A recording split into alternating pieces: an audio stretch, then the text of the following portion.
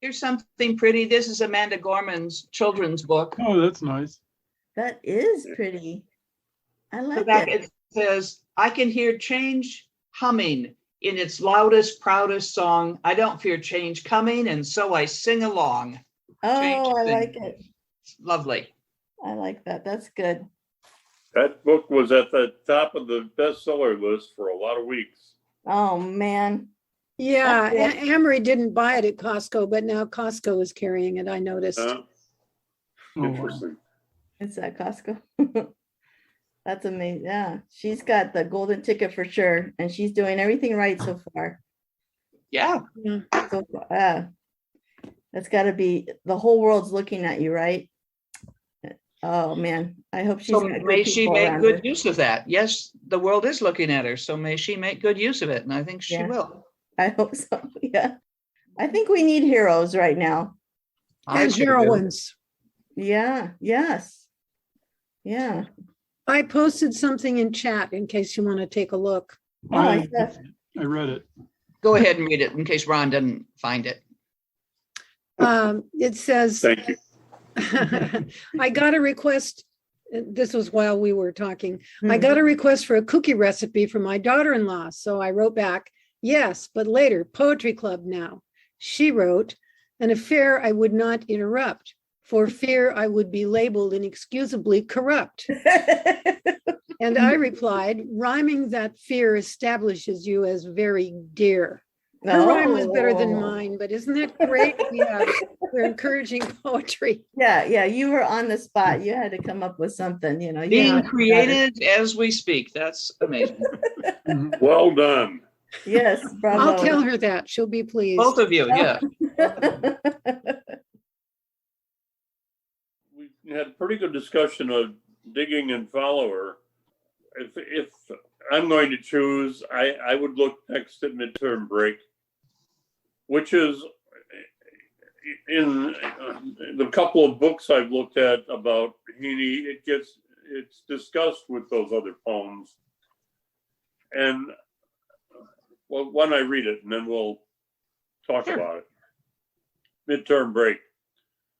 I sat all morning in the college sick bay, counting bells, knelling classes to a close. At 2:00, our neighbors drove me home. In the porch, I met my father crying. He had always taken funerals in stride, and Big Jim Evans saying it was a hard blow. The baby cooed and laughed and rocked the pram when I came in, and I was embarrassed by old men standing up to shake my hand and tell me they were sorry for my trouble. Whispers informed strangers I was the eldest. Away at school, as my mother held my hand in hers and coughed out angry, tearless sighs. At 10:00, the ambulance arrived with the corpse stanched and bandaged by the nurses. Next morning, I went up into the room. Snowdrops and candles soothed the bedside. I saw him for the first time in 6 weeks. Paler now, wearing a poppy bruise on his left temple, he lay in the 4-foot box as in his cot. No gaudy scars, the bumper knocked him clear. A 4-foot box, a foot for every year. Oh, hmm.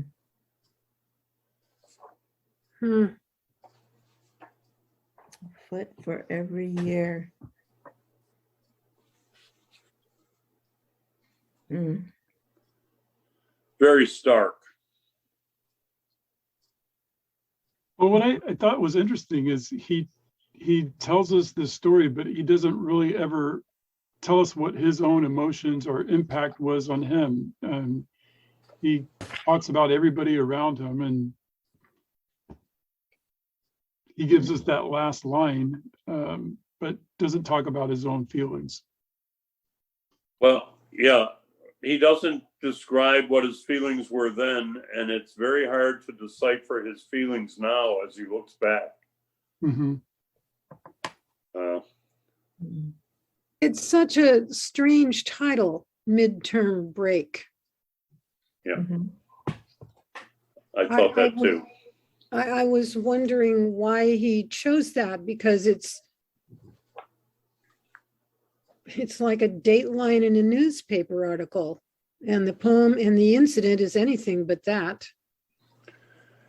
It reminds me very much of James Joyce's stories, so objective and refuse to yield any explanation, any understanding on the part of the speaker. Simply, this is what I lived. And yet it's not without emotion. It's not journalistic in the way that it recounts. Well, maybe it is. Well, the one clue we get about his feeling is when I came in and I was embarrassed by old men standing up to shake my hand. Mm, I think that's the yeah. the one point at which he tries to describe how it felt for him as a young lad to walk into that room of adults.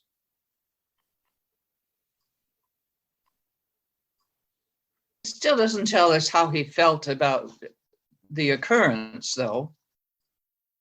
Tells And us even- his go ahead. discomfort. Oh, it tells us his discomfort at this really switch in roles, where ordinarily he would have been told to stand when the old men come in and so on.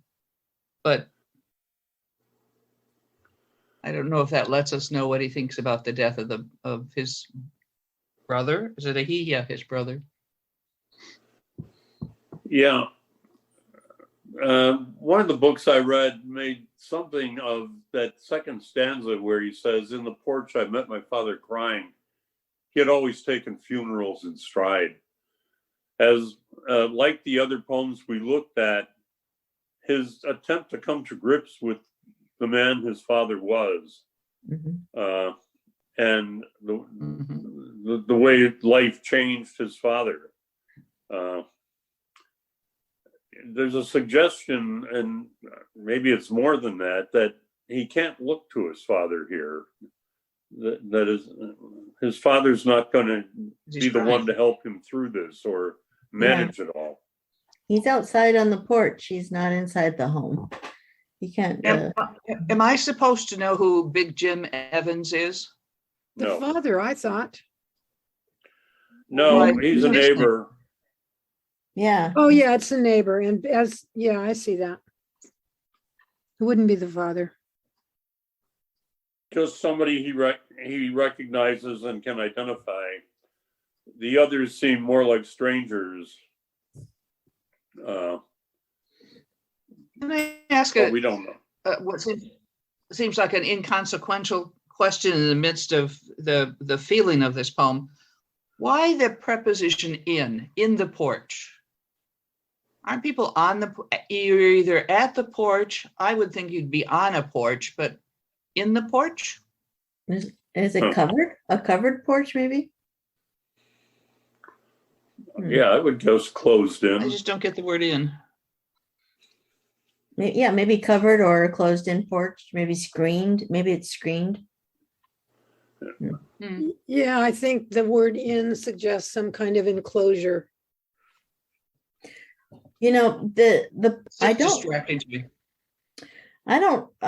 just reading it offhand, I don't recognize, my ear doesn't hear any actual rhyme but the rhythm of the poem is so smooth, and it feels there is an artistic use of words. I get the sense that the order that the poem is in and the action it tells and the images it shares is on purpose, and that the words are on purpose, and very almost no rhyme.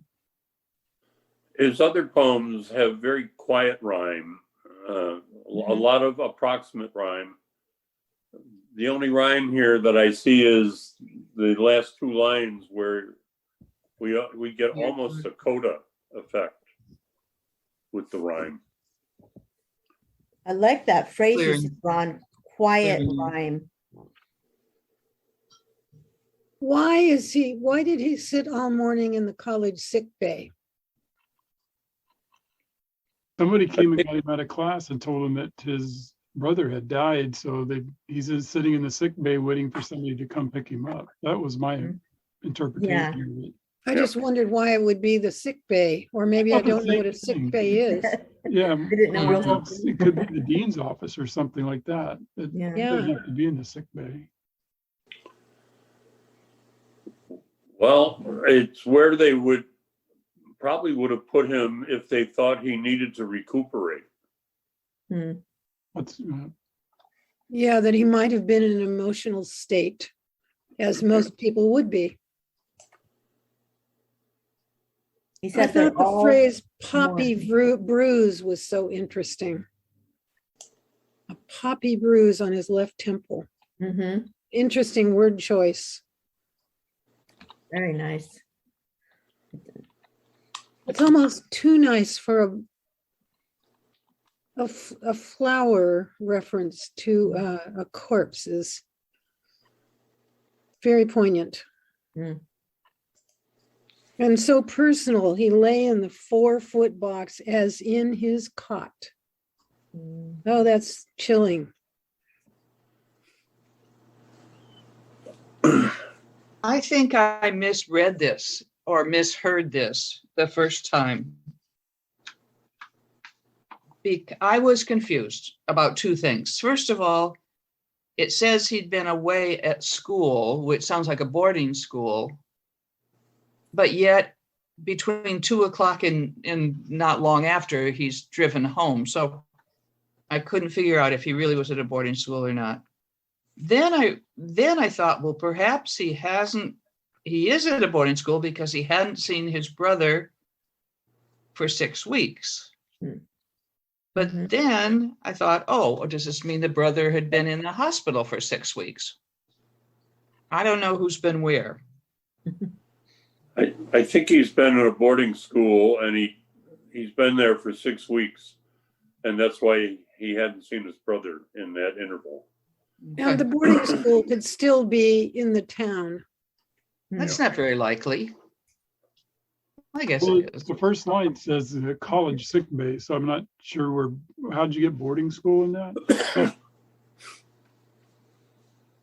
Oh, just because it said he'd been away at school. So it could have been college. I just didn't. It is college. Yeah, it is college. Yeah, the fact that he hadn't seen his younger brother for 6 weeks, and 6 weeks and midterm break might be a correlation. You know, I think the poem strongly suggests that children don't really know what to think of or how to deal with a new experience of this kind, which is so profound, but they don't have the emotional response. Adults, I can attest, just feel the enormous loss and the shock of the sudden loss. But to him, it's probably like much of what happens in the poem, it's all new. So he can only describe the series of events that he met as a child, and they may all be pretty bewildering. You know, the closest he can come to saying this is what it felt like to return home amid all these welcoming adults and strangers is, and I take it many of them are strangers, is he felt embarrassed. Well, the circumstances are so, like you're saying, it's something he hasn't experienced before. He's coming home. He's on the porch. Big Jim Evans, his dad's crying. I like the way that he tells the story and he builds on it. And he leaves us with the impression of, this is a very heavy thing, and he's still kind of trying to process what does it mean for him? I mean, it's going to take some time for him to figure that out. Do we feel that this is, do we know the identity of the speaker? Do we know if this is a personal experience by Seamus or something that everybody reads that his brother did die, his younger brother at 4. And it's treated like much of his poetry I realized this really recently about Yeats, how autobiographical his poetry is and how much his own life comes to represent so much of the world he's attempting to grapple with. And there's a lot made of this in the commentary on Seamus's poetry. The way he yields up his life, especially with the troubles in his native land. Yeah.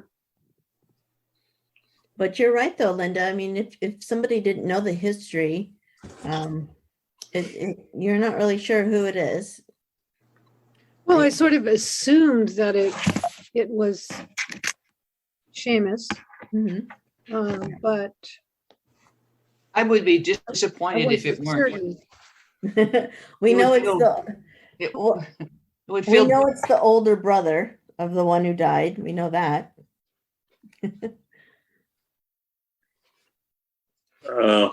Yeah, to me, this just reads so clearly as a person telling their own story, as opposed to a story person, a made-up person.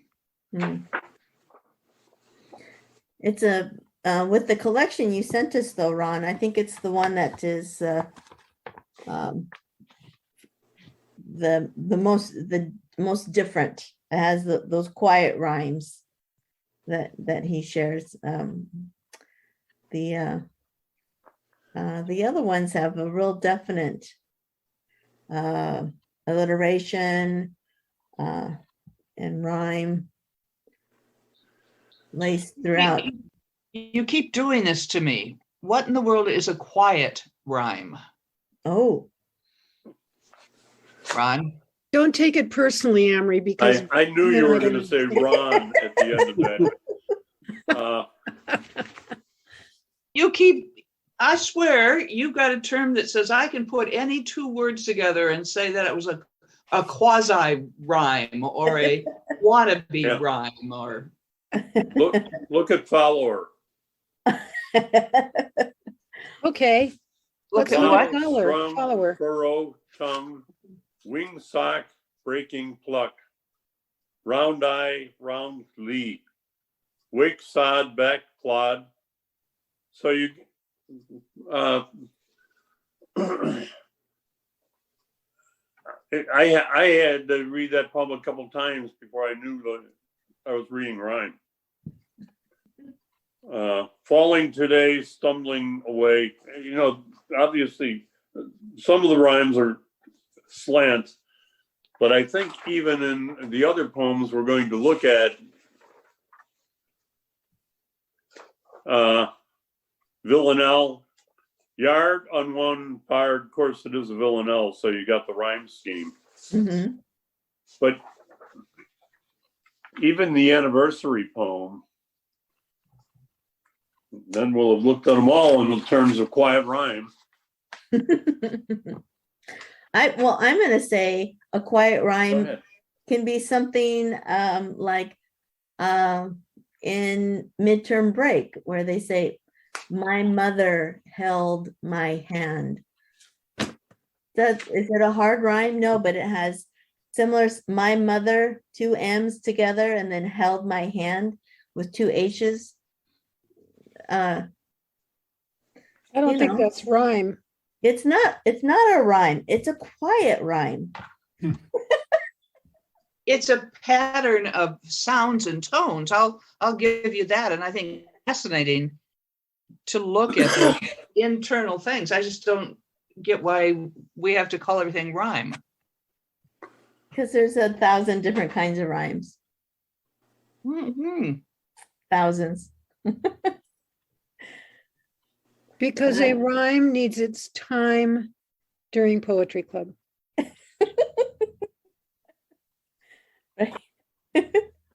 Should we just jump into the Villanelle? Because we just have to have something that. Yeah.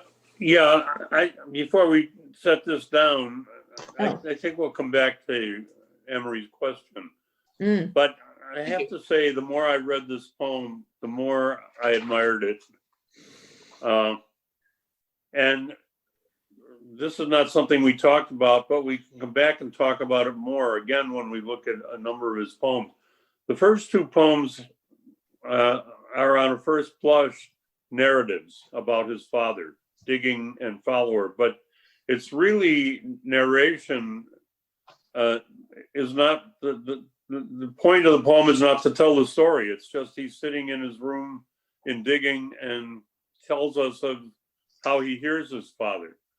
This poem, Midterm Break, is narration, and he really has to provide, I think, incisive phrasing, very selective detail in order to cluster the elements of the narrative into stanzas.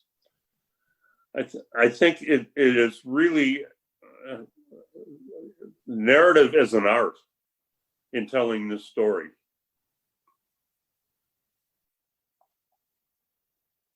Okay, thanks. You're welcome. The last line is the one that really endeared me to this poem. Mm. And I haven't deduced quite why. It's just so poignant in itself. And the fact that the poet brought it down to that, there just had to be more emotion. I have the feeling that he needed to write this poem to describe what had happened, and that maybe later he will or would have written a poem that had more of his feelings in it. They're not exactly here, but by the things that he noticed, I feel like there was a lot of emotion. Linda, I think I've known you long enough now that I'm going to stop worrying about embarrassing you.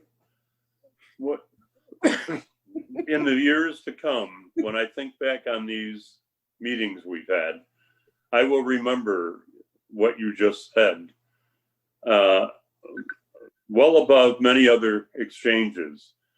You could have said, and many people probably would have said, that last line, I really, really, really, really, really liked. And I loved it that you said that that's the line that endeared the poem to you. Mm. I just think that captures so well my own, what I called admiration of the poem.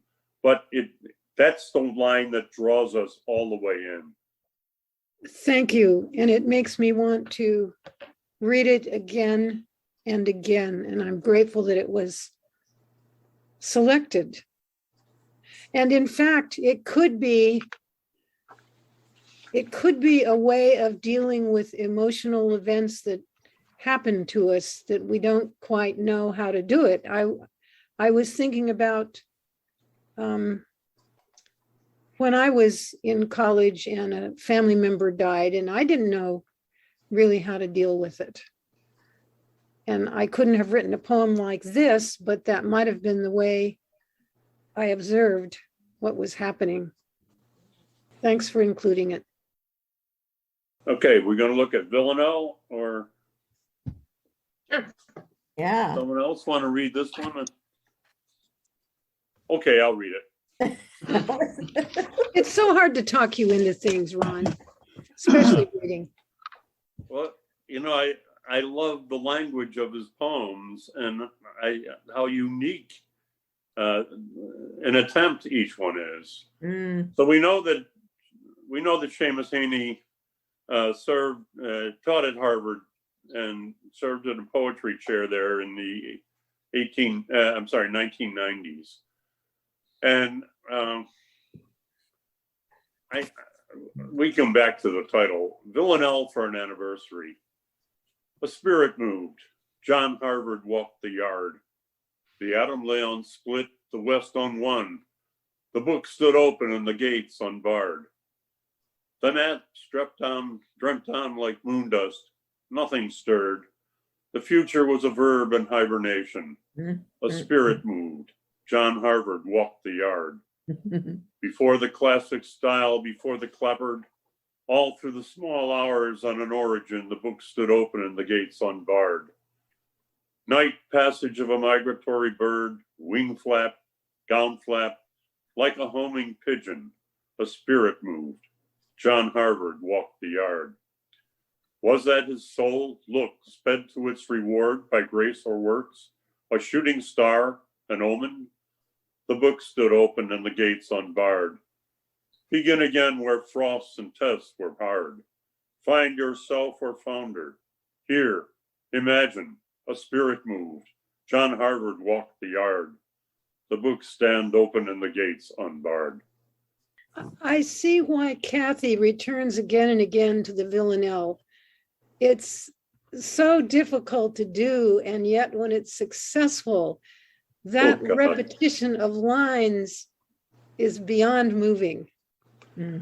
Well, and in a poem of celebration, to have continually repeated that single thought, John Harvard walked the yard. Wow.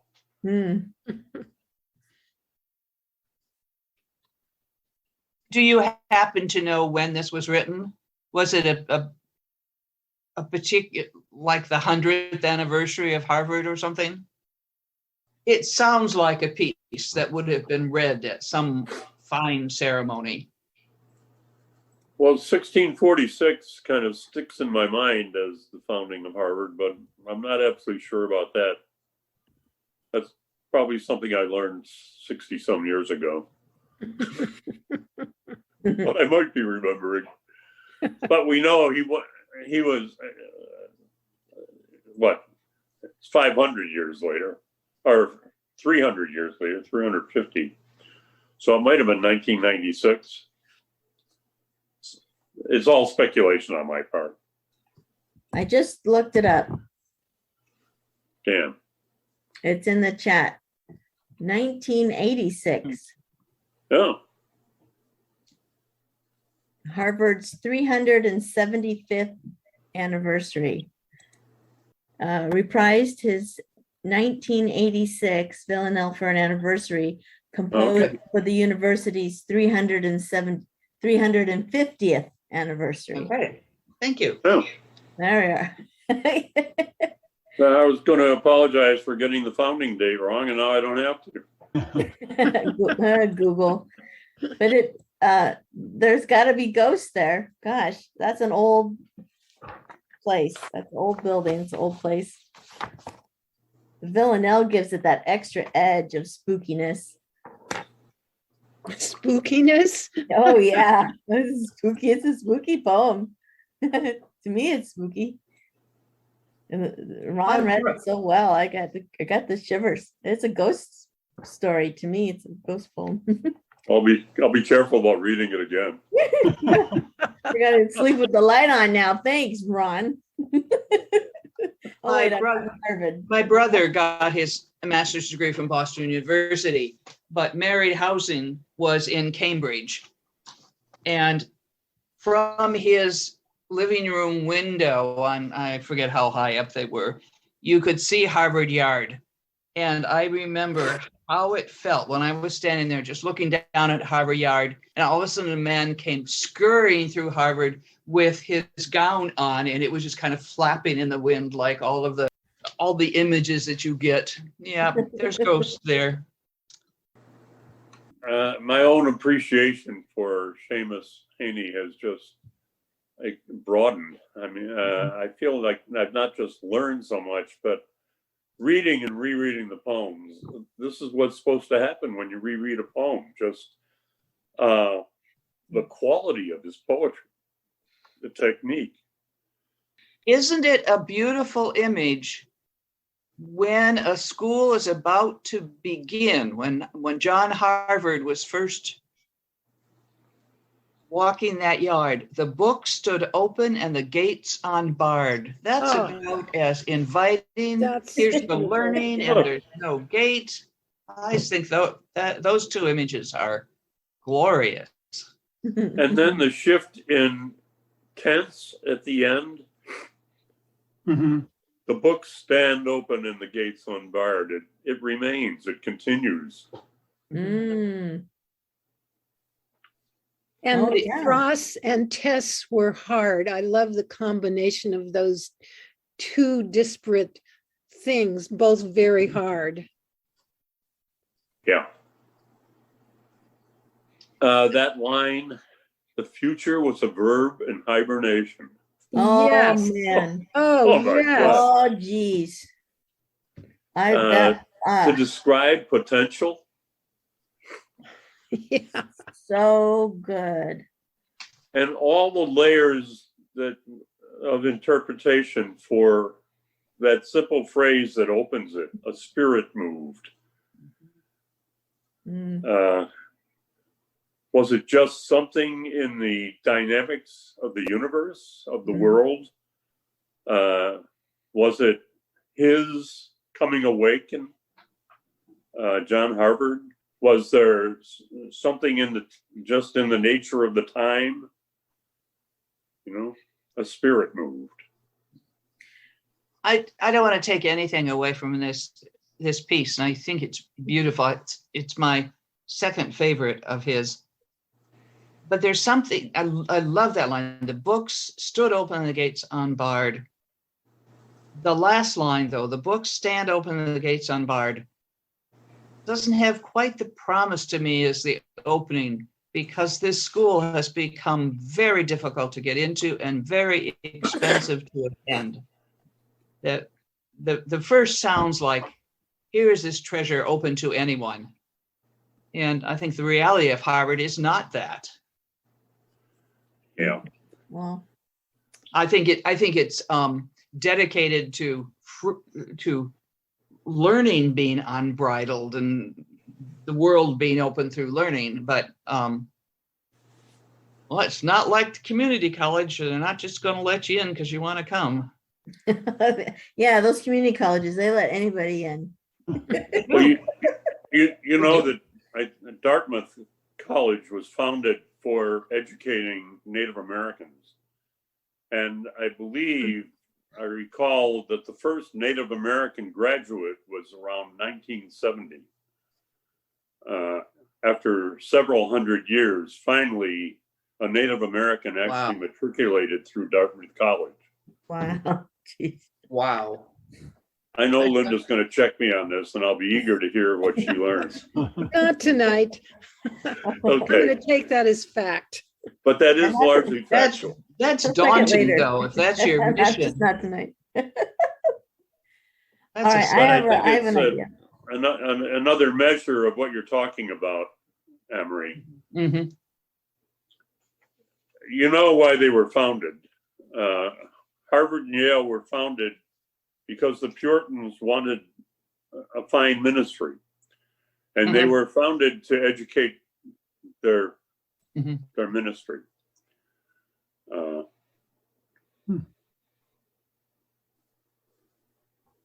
So there's that. And I believe they got some fine ministers from their education. Well, yeah, and Ralph Waldo Emerson, as I recall, 1937, I think, was invited to give the Harvard Divinity School address to the graduates.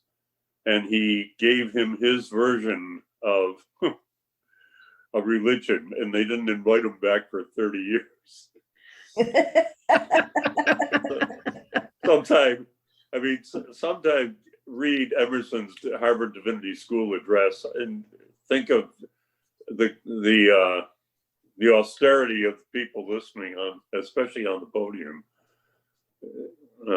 It's pretty good stuff. Amory, I'm glad to hear you say that it's one of your favorites. I was wondering if there was a purpose for his spirit showing up. And I would like your opinion. The second stanza, where he talks about the future was a verb in hibernation, might be an interpretation of a student not sure about their future or needing some assistance, and then the spirit shows up there.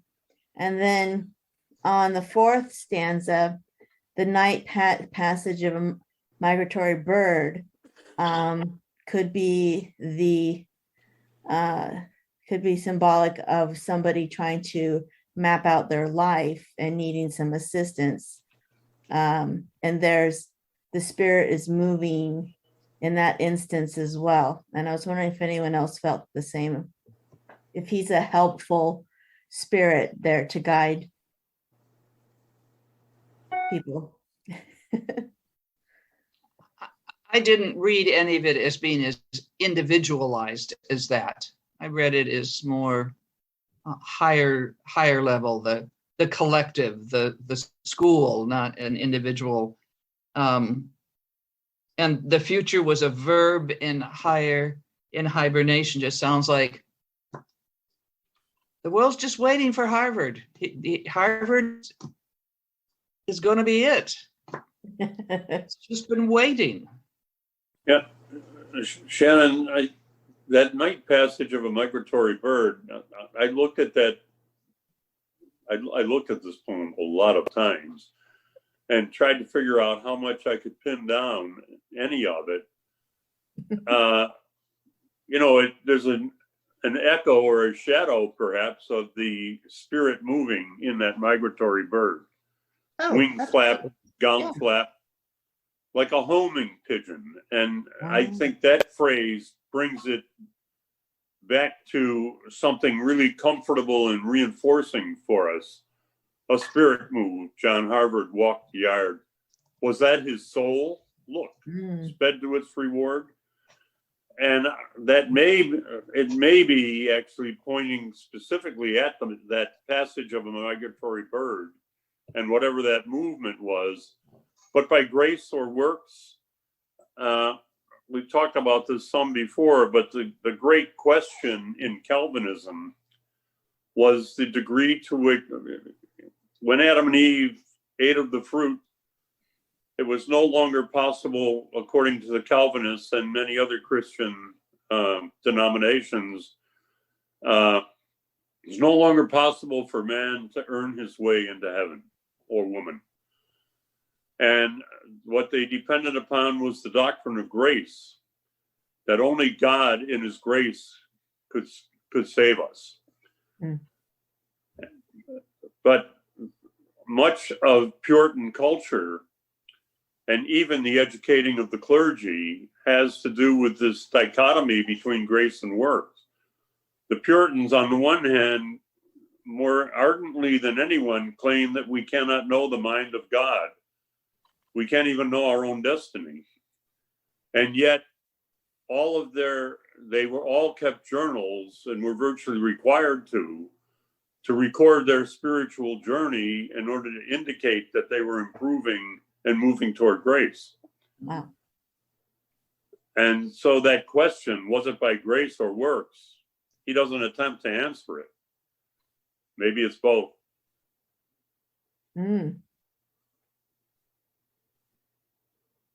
Many would say grace freely given, but then you earn that you've been freely given by the way you choose to live your life. Right.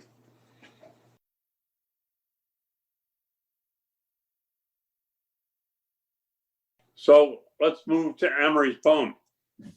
No, okay. Seamus Heaney's poem. But the poem you chose, my love.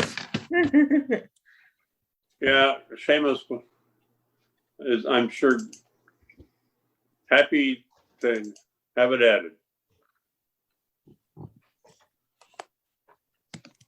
So, Amory, you want to read it for us? I would, except my connection has been bad on and off all evening. We can hear you. Or... Okay. If it starts to go out, you'll let me know. Okay. The cure of, let me say before I start this, I was looking today online for information about this poem and found two YouTube pieces that were fascinating. One, I think it was last New Year's Eve. There was this absolutely wonderful New Year's Eve ceremony out of Washington, D.C. And Tom Hanks introduced this poem, which was then read by Lin-Manuel, the Hamilton guy.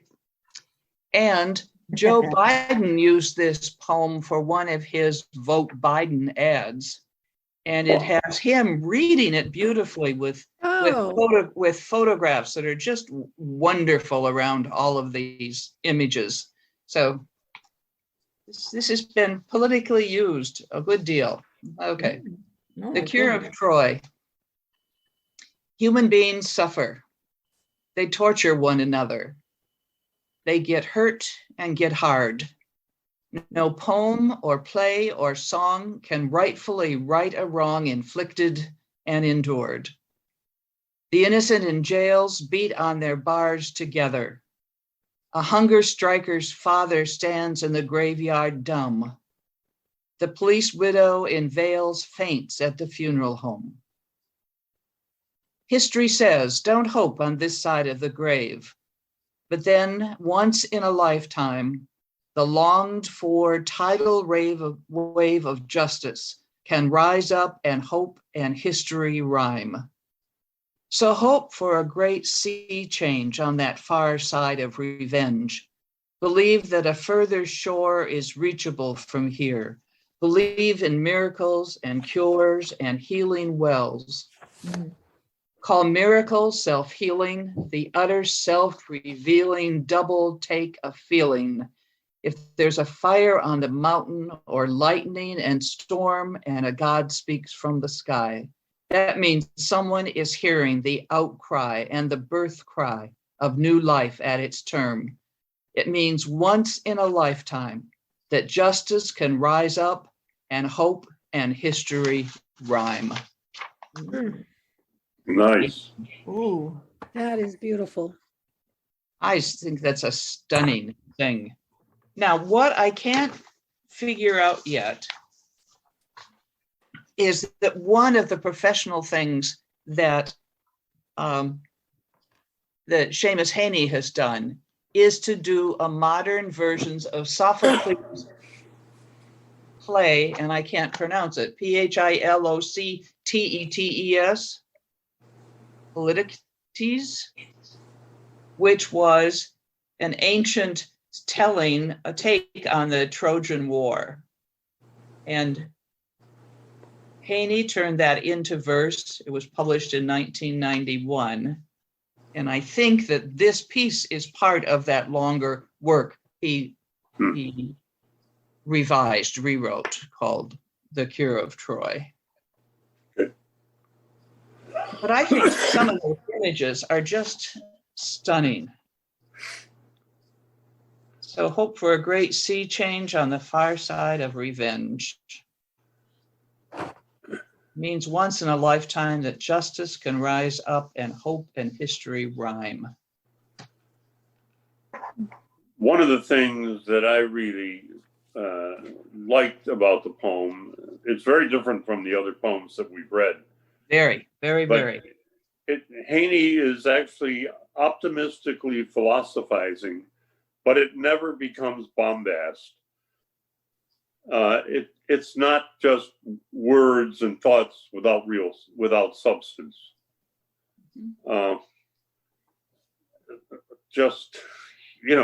It's so homely in its way.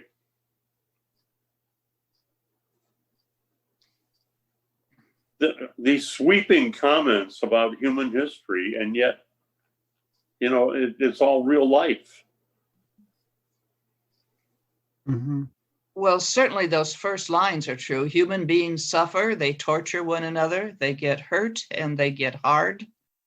Yeah, we do. That certainly doesn't romanticize the human condition at all. If this was a song, I think I would categorize it as arena rock, because there's some rock and roll music that's played in those big arenas, and they're big, huge ballads, and they, grandiose and big, long notes and power. It's a power rock thing, because he's really, it's like you said, it's just this It feels political to me, but it's almost Very. like this land is your land. It sounds very patriotic.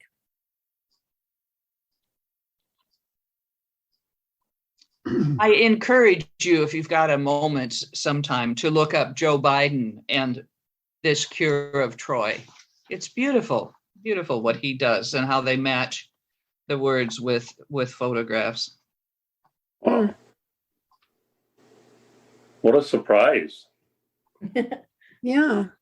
The whole string, I often don't read all the comments, but one of the postings of him reading this was followed by a long stream of very positive comments of people so ready to have Trump gone and to have a president, even when he's speaking someone else's words, speak this eloquently. You know, the people contrasting the 3 a.m. tweet storms that Trump would let off with, and then having a presidential candidate who would quote a poet. It's so interesting to compare the first and the last stanzas, particularly the last 3 lines. No poem or play or song can fully right a wrong inflicted and endured. Not only do I like the cadence of it, but it feels pretty negative. No poem or play can fully right a wrong. But at the end, there's a lot of hope in that justice. This is a repeated line, but that justice can rise up and hope and history rhyme. That is such a positive linking and synchronicity. Yeah. And this sense of things happening at their time, the outcry, the birth cry of a new life at its term. So again, to have Biden read those words after for so many of us, the absolute despair of the 4 years that had just passed. Maybe the birth cry is being heard. Maybe we're coming back. It's a long 4 years, wasn't it? Brutal. Yes, So anyhow, I enjoyed reading what the others that he had written, and I am a fan, but I couldn't see us reading those others without reading this one as well, and realizing this is part of, as far as I'm concerned, the fabric of who this man is. I wonder when in his career he wrote this. Do you have any sense of that? I couldn't find that out. I didn't try real hard, but I couldn't find that out. But it may have been in 1991 when he was working with that whole piece on the Trojan War. That's the only indication that I get. That's where it leads you back to. It's the verse piece that he did in 91. So certainly before these most recent years, but after years of the troubles in Ireland, particularly, I'm struck, just the fact that jail is spelled GAOL takes me back into Ireland and all of those troubles. And yeah, well, it's an interesting Gallic term. mm-hmm. Maybe he would say Irish term.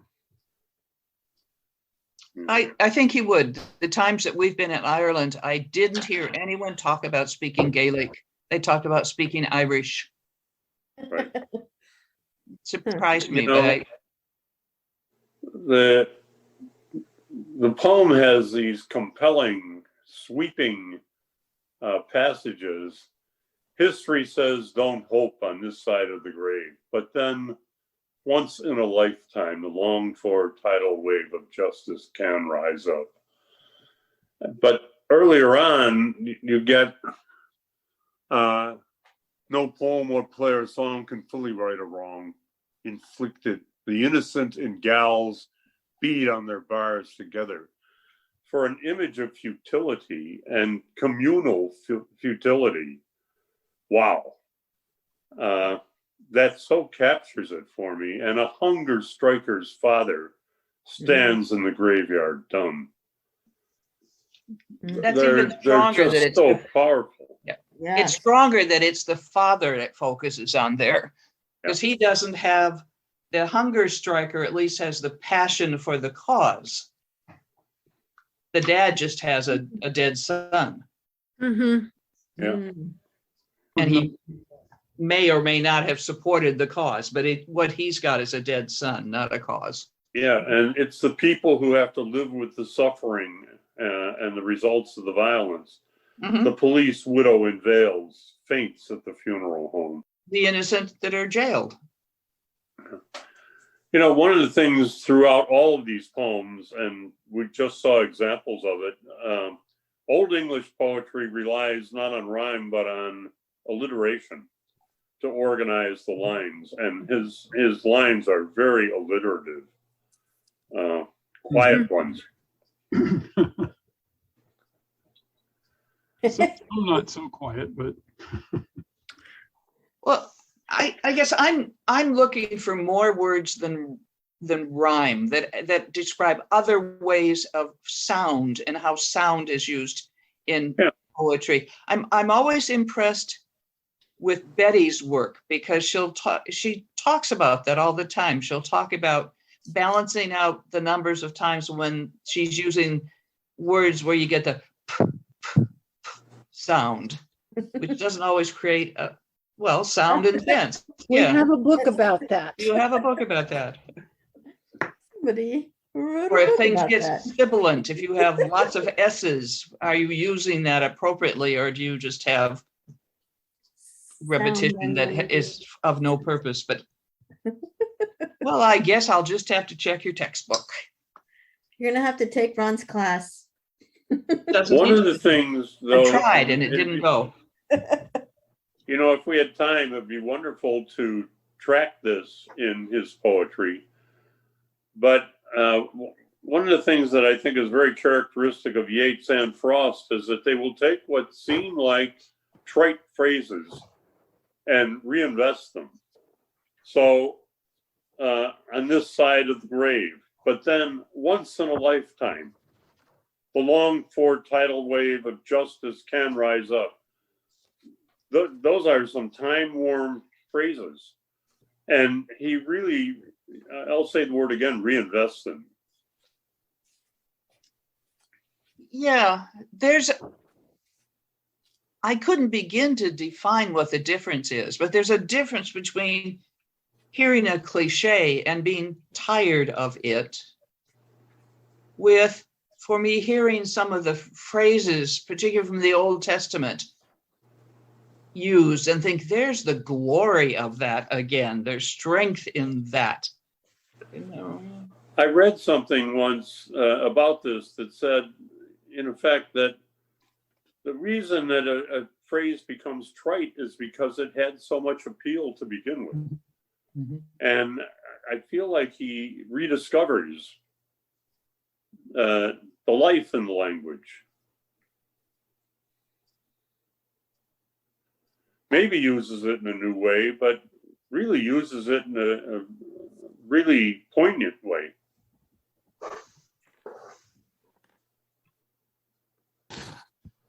Yeah, I think in this piece, he pulls out those things like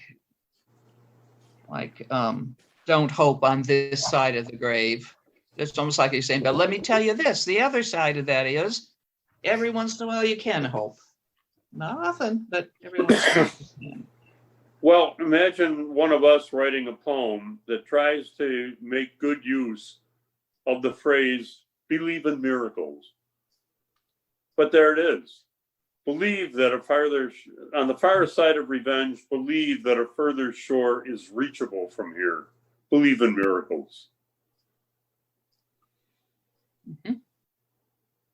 That's my favorite part of the poem. I like that one. That I thought it segment. was a great addition, Amory. Thank you. Well, thank you for including it because I was so, well, this has been a favorite of mine for a long, long time. And I was just amazed at how different it was from what you had pulled for us to read, which clearly said I hadn't read much Seamus Heaney up till now. That's what it says. Well, when you and Linda saw him, did he do a lecture, a presentation, or did he read his poetry? He read his poems. Wow. He spoke an introduction to the poems. And I know that he read Digging, but I don't remember what else he read. Do you remember, Amory? I probably got it in my notes somewhere. No, And I had never heard of him until we were there. And, you know, there was this sense of awe that came over the crowd when he was announced and walked to the podium. And there was such a good feel in the room. This was an international conference. So things were being simultaneously translated into, I don't know, 4 languages, 5 languages. You could sit there at your seat if you wanted to. And I played with it a little and switched the language and hear a bit of it in Spanish or French or whatever they were doing. So the whole experience was pretty stimulating.